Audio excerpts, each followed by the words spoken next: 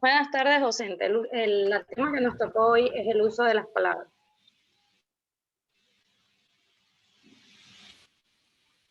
Las palabras agudas. Las palabras agudas son aquellas cuya acentuación fonética recae en la última sílaba y el porcentaje de las palabras agudas en el léxico castellano es inferior solamente al de las palabras graves, que son la mayoría. Normalmente son agudas las palabras que terminan en la consonante excepto en N o S. Por ejemplo, vivir, nogal, avestruz o reloj. Por lo tanto, llevan acento ortográfico las palabras agudas que terminan en vocal o en la consonante NS procedientes del vocal.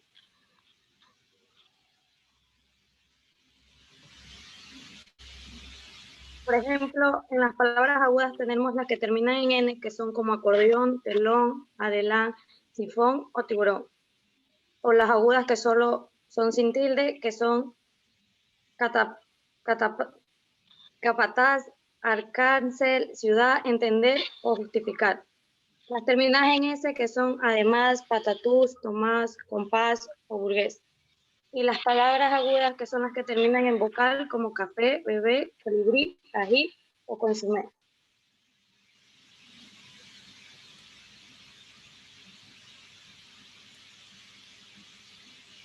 ¿Qué son las palabras graves? Las palabras graves son aquellas que llevan el acento en la penúltima sílaba y se marcan la tilde en aquellas que no terminan en NS y en vocal. Ejemplos de palabras con tilde en las graves son tráiler, cadáver, calibrís, tórax, revolver, fértil, éter, dátil, proceder o tregua. Ejemplo de las palabras graves sin tilde.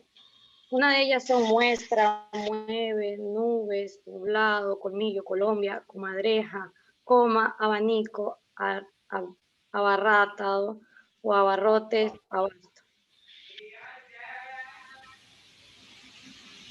Las palabras esdrújulas. Las palabras esdrújulas son aquellas cuya sílaba tónica es en la antepenúltima.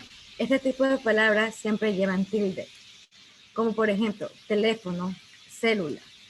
Para que exista una palabra esdrújula es necesario que la palabra al menos 3 sílabas. Por ejemplo, las sobresdrújulas.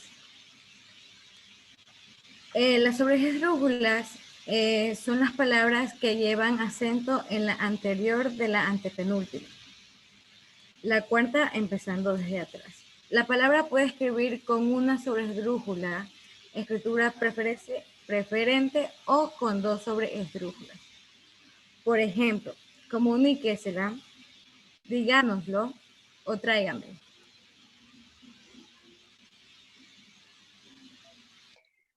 Los signos de puntuación son señales o marcas gráficas que permiten al redactor estructurar un discurso escrito, al tiempo que le permite al lector identificar las inflexiones del texto, es decir, al modo de entonación y las pausas necesarias que facilitan su comprensión.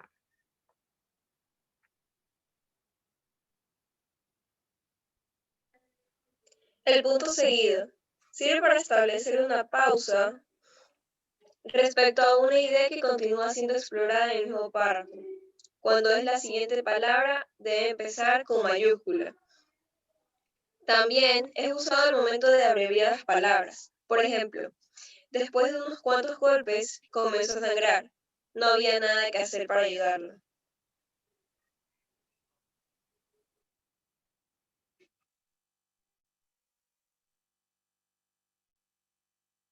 Cada párrafo y sirve para cerrar la unidad, pero después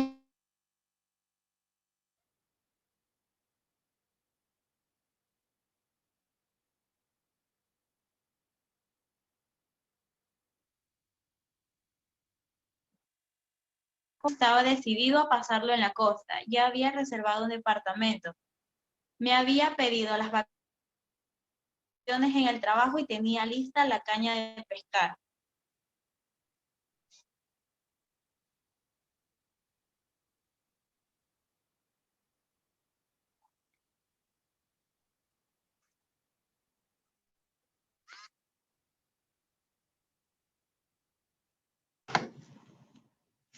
Punto final.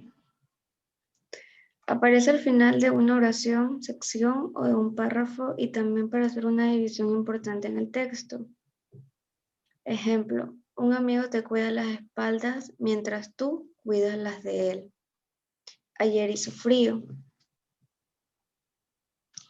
El punto final se utiliza para finalizar una construcción verbal con una unidad temática mayor al párrafo, como bien puede ser los capítulos de una narración. Existe una diferencia con el punto aparte que es clara. Después de un punto y aparte siempre viene otro párrafo, y después de un punto y final ya no hay más párrafo.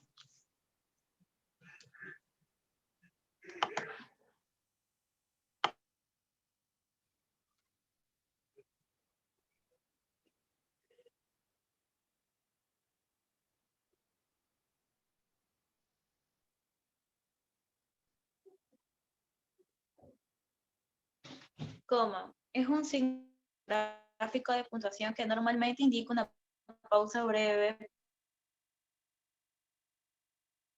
pausa dentro del enunciado muchísimo menor que la de otros signos. Por ejemplo, amaron los bolsos, abrieron la puerta y antes de darse cuenta ya estaba en el viaje. Si no tienes pintura celeste, ve a la casa de pinturas. Compra un balde azul y uno blanco. Tráelos inmediatamente aquí. Preguntaron si alguien había visto tu teléfono, pero nadie me contestó. Puntos suspensivos. Son signos de puntuación que se encuentran formados por 3 puntos escritos de manera consecutiva. Para su implementación, realmente se los utiliza cuando se señala un discurso que está en suspenso o cuando existen también pausas en él, o cuando se quiere plantear alguna duda, o a su vez marcar una supresión en una parte que no interese referir por diferentes motivos. También se escriben pegados a la palabra o a los signos que los precede y van separados por un espacio del signo que le sigue. En efecto, también los puntos suspensivos para su utilización solamente se inician con la mayúscula, es decir, van los puntos seguidos y a continuación, si ha terminado la idea, se escribe con letra mayúscula. Como podemos observar en los ejemplos, tenemos el vecino criaba gallinas, patos, cuyes, chivos, puntos suspensivos.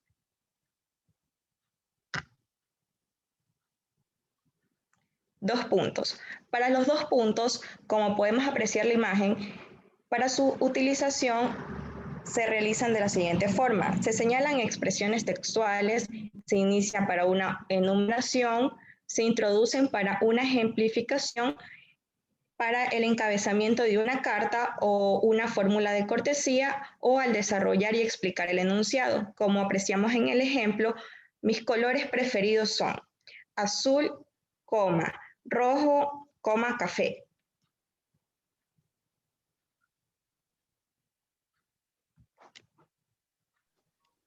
Continuamos con el paréntesis, el corchete y los guiones. El paréntesis son signos de puntuación que se usan de a pares, cada uno espaciado entre palabras encerrando información. Por ejemplo, Frida, mi perro, es demasiado inquieta. Sirve para realizar una aclaración, hacer una elipsis, incluir acotaciones, completar información, hacer operaciones matemáticas o aclarar significados. Los corchetes, por otro lado, es un signo de puntuación doble que está compuesto por una apertura y otro cierre. Se utiliza para encerrar las palabras y o números, normalmente en un texto para realizar acotaciones, aclaraciones y completar información. Por ejemplo, Gabriel García Márquez, autor de libros como La Hojarasca de 1955, es considerado uno de los más grandes escritores del siglo XX. Los guiones es un signo de puntuación que se escribe con una pequeña raya en sentido horizontal y sus reglas de uso se extienden entre diferentes funciones. Existen guiones medios, guiones largos y guiones bajos. Por ejemplo, hola, buenos días, ¿en qué puedo ayudar? Necesito un libro. ¿Le has dado la carta a ese? Separan palabras para unir dos nombres propios, introducir algunos prefijos e introducir algunos diálogos. Para eso sirve.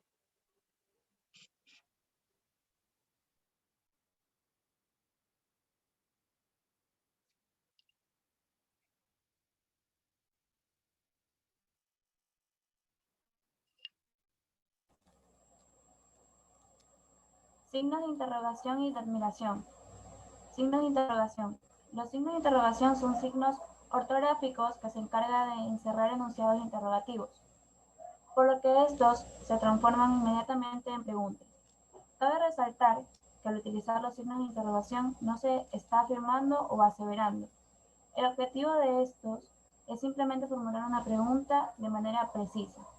Los signos de interrogación pueden estar seguidos de algún pronombre o adverbio interrogativo, seguido de una preposición. Por ejemplo, qué, cómo, cuándo, dónde, quién, con quién, por dónde, por qué. Como ejemplo tenemos, ¿estás ahí? ¿Por dónde viste el libro? ¿Cuándo vienes a casa? Signos de admiración. Los signos de exclamación o de admiración están creados para encerrar enunciados para poder expresar sentimientos de asombro o deslumbramiento. Estos signos son esenciales en todos los dialectos al momento de hablar y expresarse, ya que estos son importantes para dar la entonación justa a las frases. Se emplean en la literatura, diálogos o retórica. Por lo general son tratados para expresar una fuerte conmoción y ser interpretado con cierta entonación. Por ejemplo, qué lindo día hace hoy. ¡Ay! Me dolió. ¡Oh! ¡Qué sorpresa me has dado! Y por último tenemos las comillas. Son signos tipográficos que se utilizan para señalar que una palabra o frase tiene un sentido diferente que el resto del texto. Existen distintos tipos de comillas. Comillas españolas, comillas inglesas y comillas simples. Las comillas españolas y las inglesas se pueden utilizar en cualquier contexto, mientras que las simples enmarcan el significado de un término específico. Gracias.